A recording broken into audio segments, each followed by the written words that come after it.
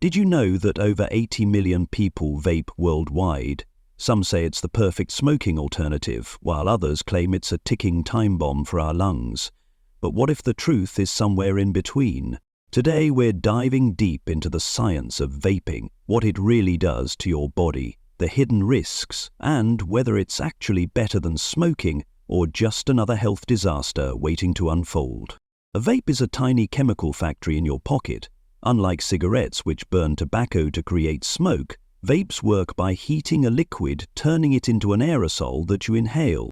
Inside that liquid you'll find nicotine, the addictive stimulant that hooks people in, propylene glycol and glycerol, used in food and cosmetics but never designed to be inhaled.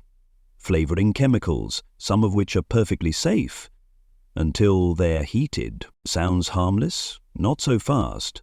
Studies have found that when heated, these chemicals can break down into harmful compounds like formaldehyde and acrolein. These substances are linked to lung and heart disease. And let's not forget the metal coil inside vapes, which can release tiny metal particles into your lungs. That's aluminium, nickel, and even lead, substances you definitely don't want circulating in your bloodstream. But here's the big question. Is vaping still better than smoking? There's no debate here. Smoking is a slow hominy health disaster. It delivers over 7,000 chemicals with at least 70 known carcinogens straight into your lungs. The result?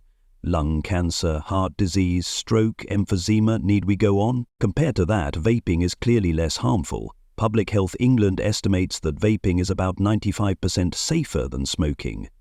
And if you're a long-time smoker switching to vapes, research suggests that you'll reduce your exposure to toxic chemicals significantly. But does that mean vaping is safe? While it's true that vaping has fewer toxic chemicals than smoking, that doesn't make it harmless. Here's what we actually know so far. Lung impact. Your lungs weren't built to handle billions of aerosol particles. Studies show vaping causes inflammation, which can lead to chronic bronchitis, shortness of breath, and a weakened immune system. Heart health. Vaping can increase blood pressure, heart rate, and arterial stiffness, all early warning signs for heart disease.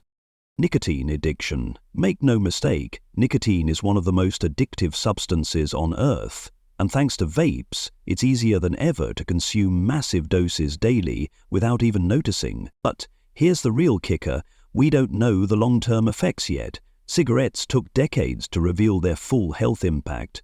Vaping has only been around for about 15 years. We're still figuring out the damage it could cause over a lifetime. And if you're thinking, well, I'll just use nicotine-free vapes? That's not a free pass either. Studies have found dangerous lung reactions even in vapors using zero nicotine liquids. So, does this mean vaping is just as bad as smoking? No. But does it mean vaping is risk-free? Also no. Here's where things get really concerning. While adult smoking rates have dropped, vaping has exploded among teens. In the UK, 20% of kids have tried vaping. In the US, 8% of high school students vape regularly, and a quarter of them do it every day. The reason? Flavors. Tobacco-flavored vapes aren't exactly appealing, but add in cotton candy, blue raspberry, or bubblegum flavors, and suddenly vaping feels like a treat, not a tobacco product. The vaping industry knows this, and despite regulations, flavored vapes continue to flood the market. But what about the claim that vaping is a gateway to smoking? Well, the research is mixed. Some studies suggest that teens who vape are more likely to start smoking later on, but others argue that these teens were already at higher risk for risky behaviors, and vaping just happens to be one of them. One thing is clear, the earlier you start using nicotine, the harder it is to quit. Nicotine can rewire the teenage brain, affecting attention, impulse control, and even mental health. If you've ever tried to quit vaping, you know it's not easy. Nicotine withdrawal can cause irritability and mood swings, headaches and brain fog, and insomnia and intense cravings. But the good news, withdrawal symptoms peak after about 72 hours, and after a few weeks, your brain starts to reset. So if you're trying to quit, here's some advice. Taper down your nicotine levels. Don't quit cold turkey if you're heavily addicted, Find a replacement habit. Chewing gum, exercise, even fidget toys can help. Tell someone you're quitting. Accountability makes a huge difference. It won't be easy, but trust me, it's doable. So, after all this, is vaping really that bad? If you're a smoker looking to quit, vaping is almost certainly a better option than continuing to smoke. If you don't smoke, vaping is not worth the risk, especially for young people. The bottom line, vaping is a harm reduction tool, not a harmless habit.